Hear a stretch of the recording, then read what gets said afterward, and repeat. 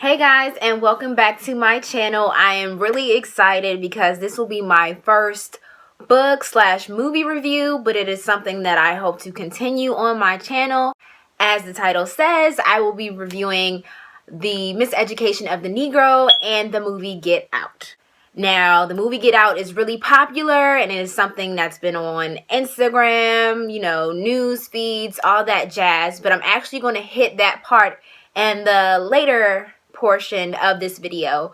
First thing I would like to say is that I don't know what it was about February, but everything that I was reading, everything that I was seeing in theaters somehow all interlooped together, and they had a general theme of mental health, the mind, and just the overall spirit of, marginalized people. So I think this month I saw in the movie theaters only 3 movies, and that was Split, I Am Not Your Negro, James Baldwin documentary, which was phenomenal, and then I saw Get Out this past Sunday. So I'm just going to jump right into it before I get into this whole spiel. I'm sort of trying out a different area of filming. As you can see, I'm closer to my bookshelf, and here you can see the array of my psychology textbooks and reference books and things like that. And that was actually done on purpose because of the nature of this video. I just felt like this is sort of giving me good vibes sitting over here. Also, you can see my little boo-boo studio. This is my little test studio.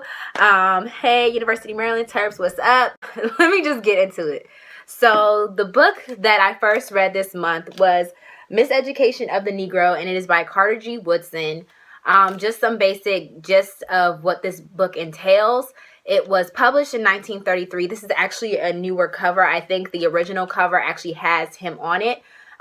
This book is quite popular and considered a classic by most people's standards. So basically the premise of this book is that Carter G. Woodson, as an activist and, scholar of his time, he sort of saw that the state or current mindset of the Black community and the Black people within it varied across the spectrum, but that in every sort of socioeconomic status, education status, upbringing, there was a general overlying of miseducated Negroes who just weren't getting the picture of what it was that we needed to basically to thrive as a people. In his book, he sort of gets into different topics.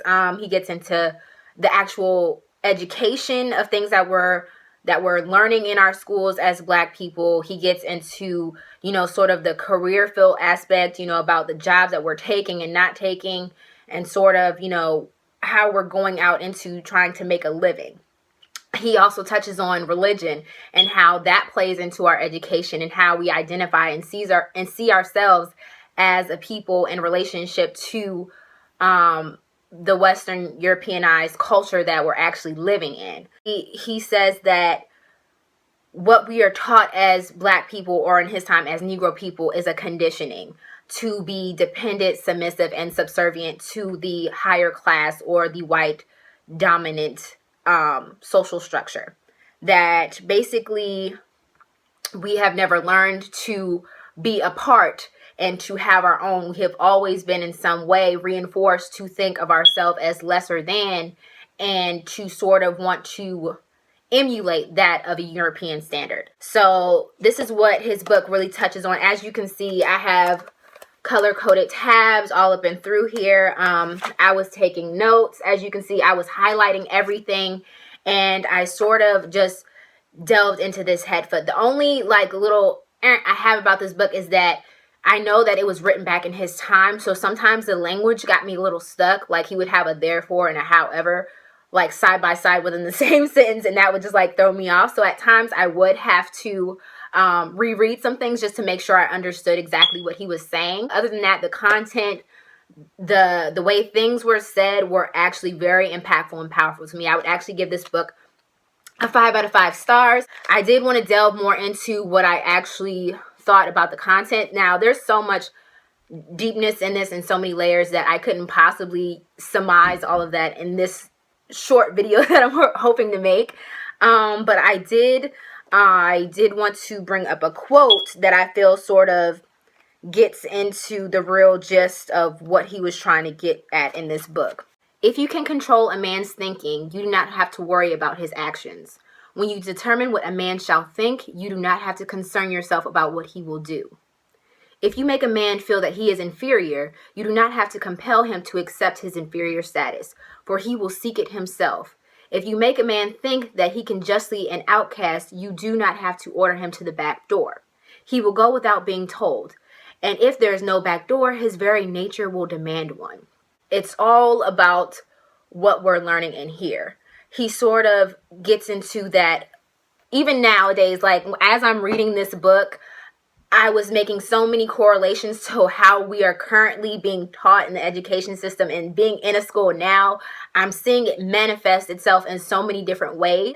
Us as Black people, we are currently feeding into and perpetuating a system that was never meant for us. If you think about it, when we had segregation, right, and we had the Negro schools and we had the schools for white people, the textbooks were the same, right? The Bibles, the history, everything we were learning was the same, and it was written by the same type of people.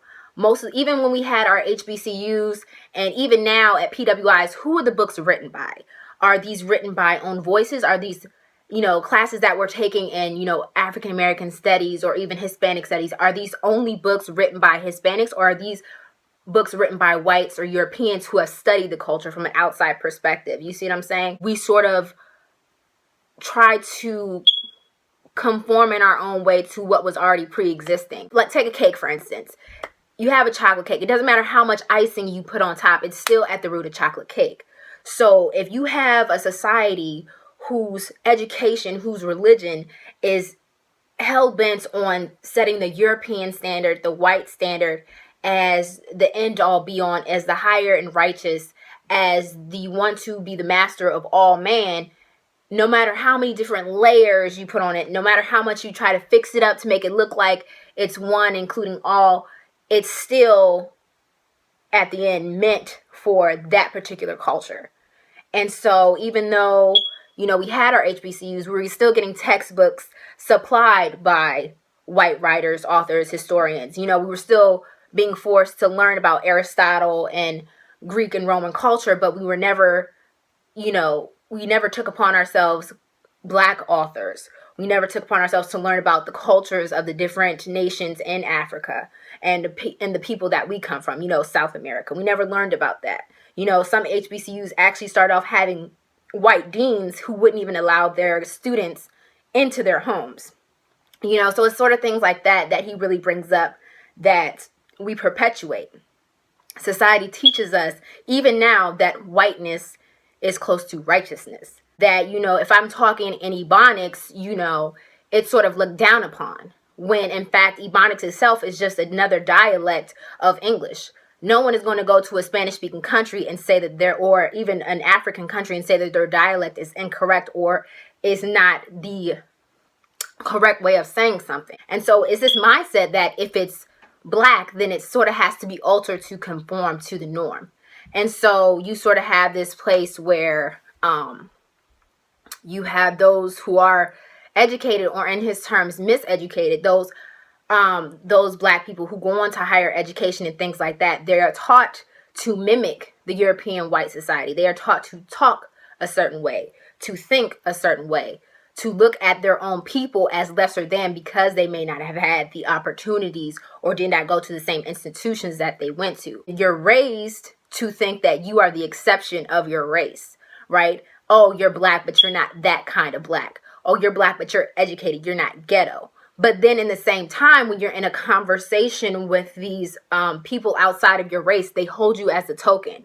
So we have told you that you are the exception, but now that you're here among our constituents, now that you're here among our circle, we're going to hold you as the voice, soul person of your community. You're not like them, but you can speak for them, right? You never had their experiences or their opportunities, but you can speak for them too, because you guys are all the same.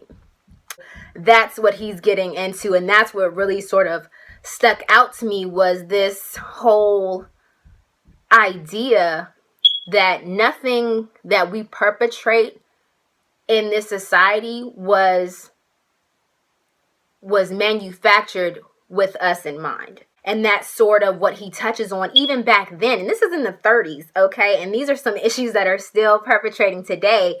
And it just blows my mind that, you know, it's sort of asking that question, have we done enough? Have we gone further? And there was another quote within his text that sort of said that we learn from the past, but let the past stay dead.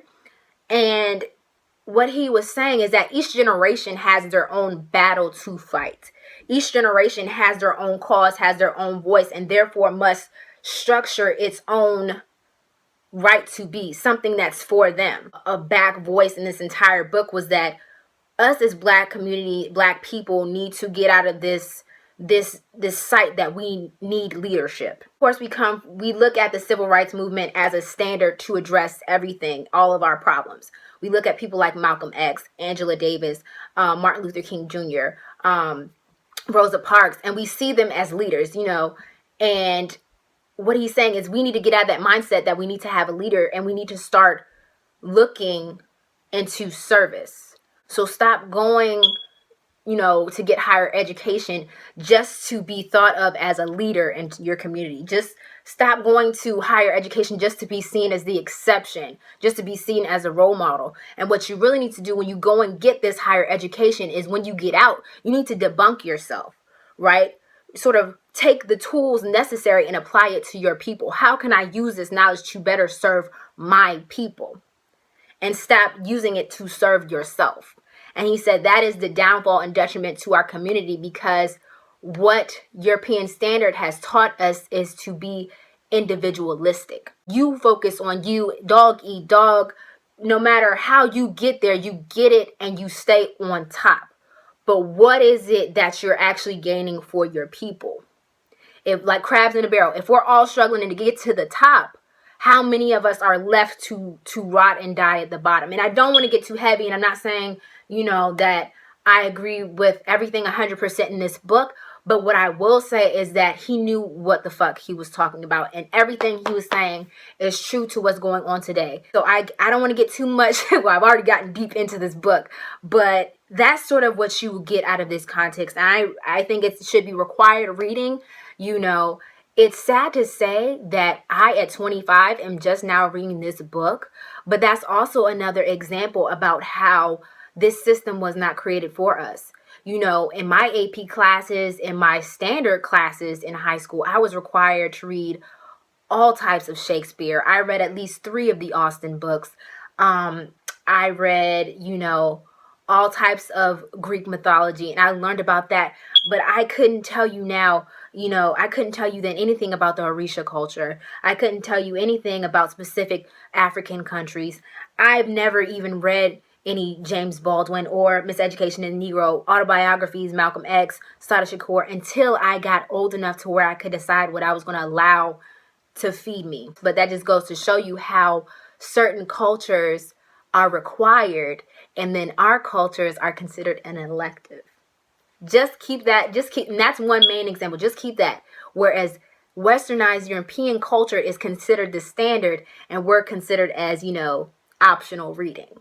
And so that's sort of like the thing that really got me pumped up about this book. And I didn't speed through it. I took my time. I took notes, highlighted, put little stickies, and that's just, you know, how this came to be. The next part I want to get into is the movie Get Out.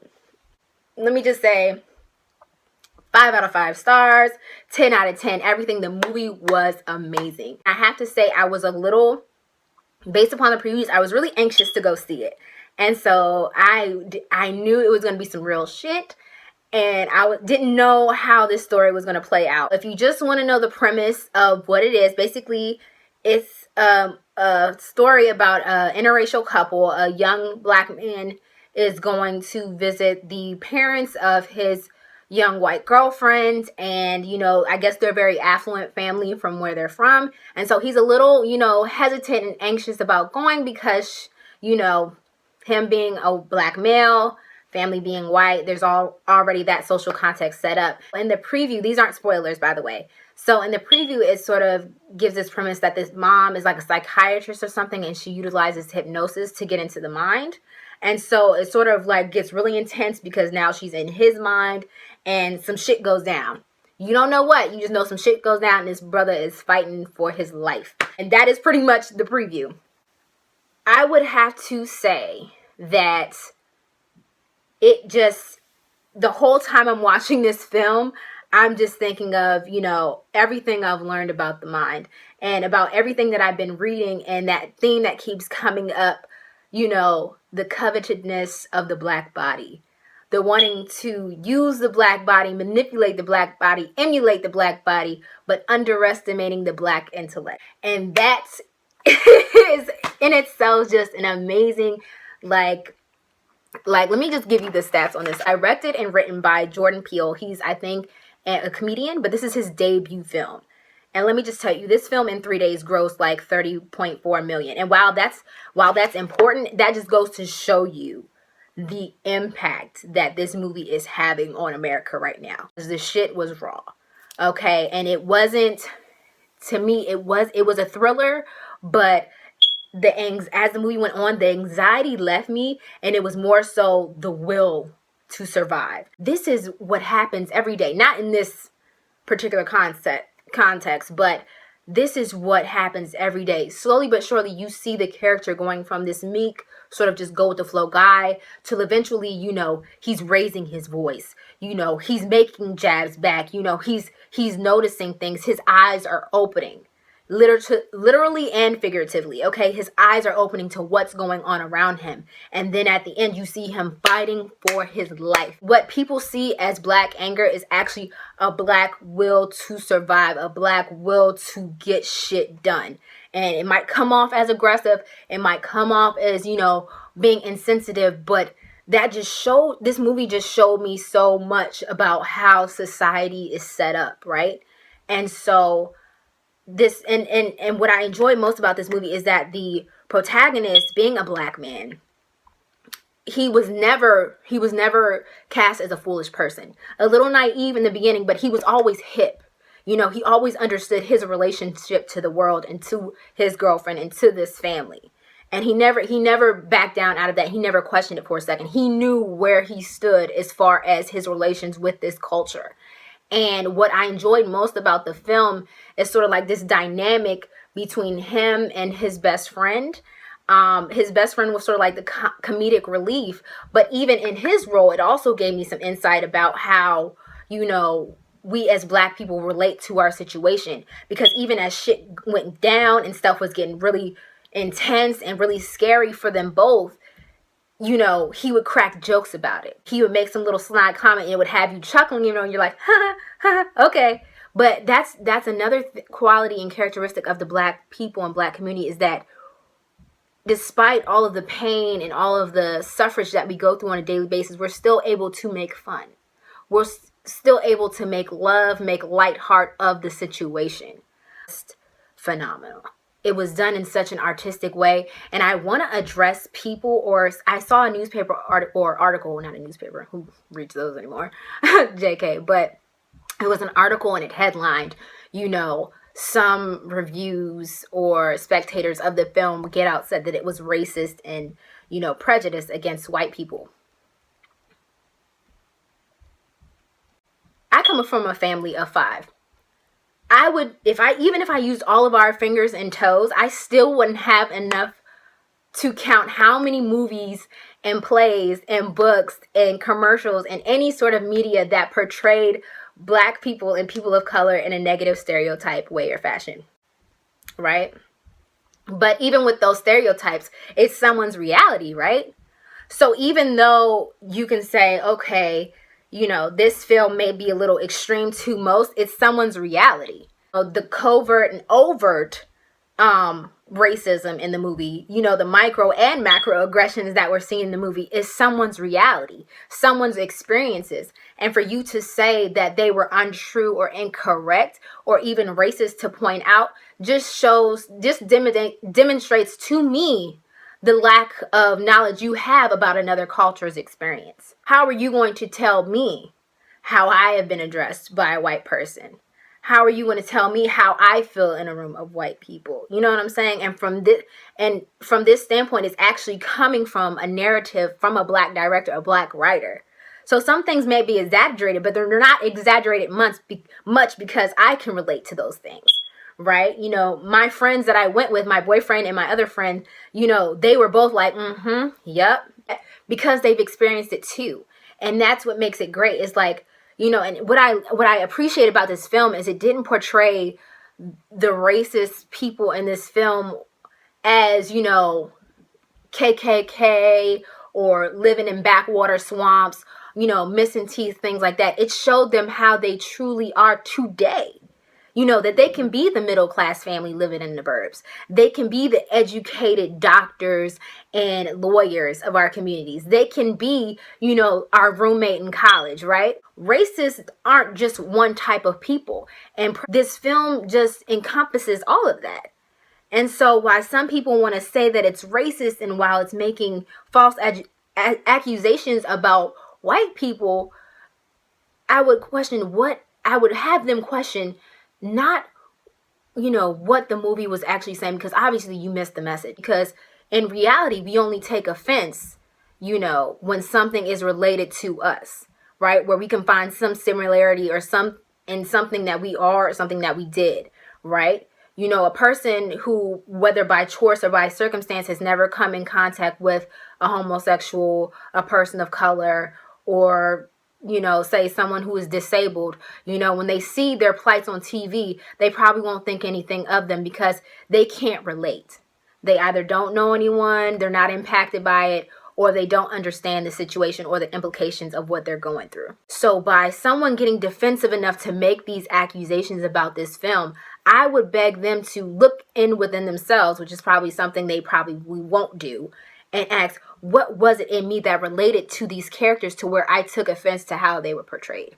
So, and that's sort of what just really got me, you know, wanting to do this video, right? Is because it was just so much, and yeah, and the dynamic of our people.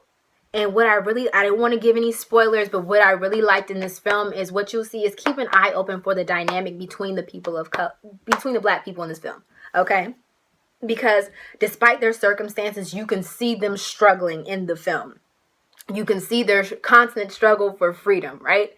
But even in that, you will see them struggle more to protect one another. And that is basically all I have to say about both the book and the film.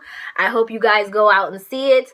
I hope you guys pick up the book and read it and let me know what you think. I will leave a link to, you know, like a link to the preview. So in case you guys have no idea what I'm talking about, you can click on the link and actually watch the preview for the movie. And I'll also leave an Amazon link to where I got this particular copy of The Miseducation of the Negro. And should you guys have any questions or any comments about what was said, if you have any feedback, or just if you've seen the movie or read the book, let me know what you think. I want this to be like an open discussion type thing.